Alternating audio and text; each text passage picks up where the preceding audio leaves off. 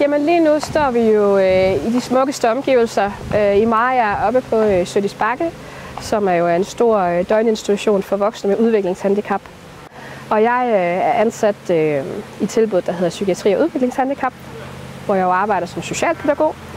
Og derudover så er jeg jo praktikvejleder for pædagogstuderende, og så er jeg tillidsvalgt for SL.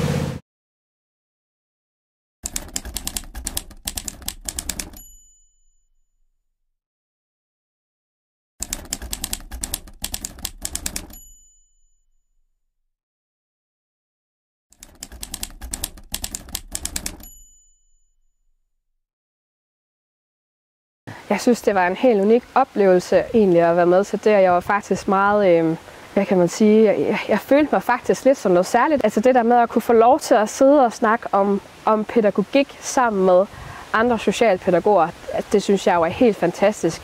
Dele erfaringer, drøfte faglighed, spare med hinanden, og der er jo faktisk også nogen, jeg jo faktisk stadigvæk har kontakt med i dag, jo, fordi at vi jo ligesom, hvad kan man sige, taler det samme fagsprog, jo, fordi vi er socialpædagoger.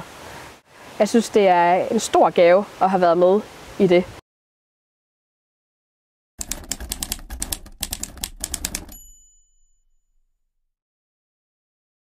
Nu har jeg jo fint samarbejde med Kreds Nordjylland, og dem taler jeg jo indimellem ret meget med. Og jeg synes jo, de er rigtig gode at spare med. Jeg får jo altid tit nogle gode svar med derindefra, og jeg synes faktisk også, at de er gode til at høre, hvad er det, der rører sig ude på de socialpædagogiske botilbud derude. Er det okay? Og ved du hvad, så siger jeg lige til Mathilde, hun godt lige må smøre det igen, når det er blevet tørt. Ja.